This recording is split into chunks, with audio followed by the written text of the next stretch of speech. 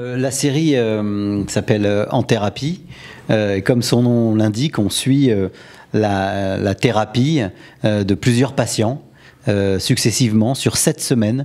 C'est une vraie analyse, c'est une entrée en profondeur chez chaque patient. Et ça fait écho aux événements tragiques qu'on a tous vécus, qui sont les attentats, notamment les attentats du Bataclan. Et on part de cet événement-là pour rentrer en profondeur chez chaque personnage, comme une sorte de radiographie de la société française. Il avait mis les infos et c'est comme ça que j'ai su pour le Bataclan.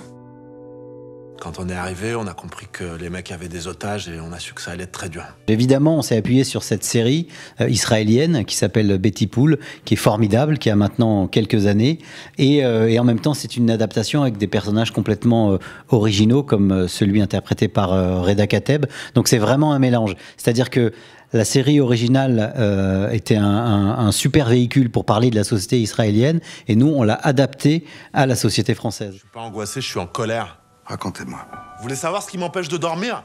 C'est de savoir que quoi que je fasse, aussi entraîné que je sois, ça sert à rien à cause des gens comme vous. L'exemple le plus prégnant, c'est celui de Reda Kateb, parce que pour le coup, le seul point commun, c'est qu'il est dans une force de police et que les autres personnages étaient dans les forces militaires, aux États-Unis, dans l'armée américaine et en Israël aussi dans l'armée.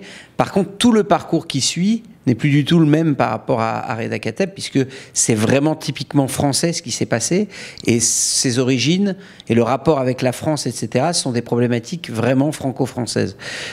Donc il n'y avait absolument aucune limite. Après, le scénariste original a demandé quand même à connaître les directions, et donc on les lui donnait, et il était plutôt à chaque fois encourageant, aidant, en donnant son expertise, mais parce qu'il était passé par les étapes d'écriture et par les étapes d'adaptation dans 13 autres pays. Il avait une expérience qui n'était pas du tout négligeable, donc elle était intéressante à prendre en compte. Je veux pas rentrer dans vos trucs de psy. Faut vous le dire comment? Va-t'en! Qu'est-ce que vous allez faire là? Tu veux dire quoi, toi, quand tu dis con? Mais tu le sais, c'est ce que t'es. Ce que je dis souvent, c'est une forme de nouvelle approche de la fiction. Je trouve que la fiction, c'est quelque chose qui se redéfinit. Les séries apportent un nouveau volet sur la fiction. On n'aura de cesse que d'essayer de défricher sur qu'est-ce qu'on peut raconter de nous à travers la fiction et comment on peut franchir le pas entre la fiction et la réalité, cette espèce d'espace un peu tenu, cette ligne tendue. Voilà, moi c'est ça que ça m'a appris. Et puis après, ça m'a appris aussi l'essence du cinéma. C'est-à-dire, on est dans les purs, un chant contre chant.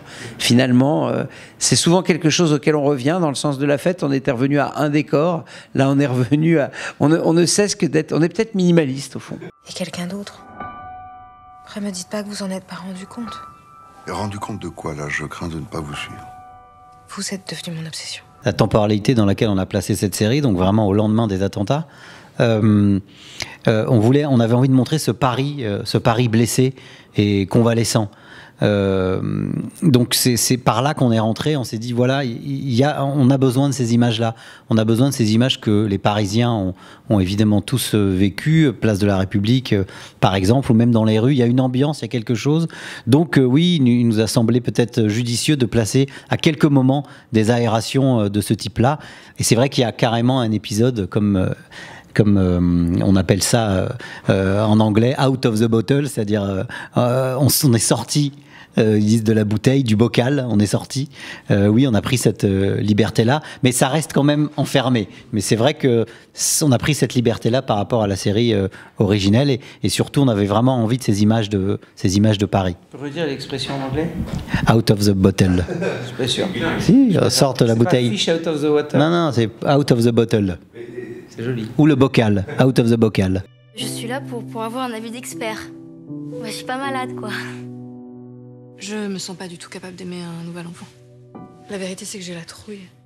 Quand on vient consulter, c'est qu'on a quelque chose à dire et quelque chose qu'on ne veut pas dire. Mes patients, s'ils savaient ce qui se passe dans ma tête, à certains moments des séances, je pense qu'ils partiraient en courant. Comme on a fini le tournage avant le confinement, ça a occupé tout notre confinement, puisqu'on faisait le montage à distance avec des monteurs qui étaient chez eux, et que du coup, c'est presque l'inverse, c'est-à-dire qu'on était bien dedans. Pendant le confinement, on était heureux d'avoir à terminer ce travail-là, à ce moment-là, plutôt que d'être justement enfermé, sans création, à la maison. Alors qu'on sortait 4 mois de tournage confiné dans le cabinet. Oui, c'est Voilà.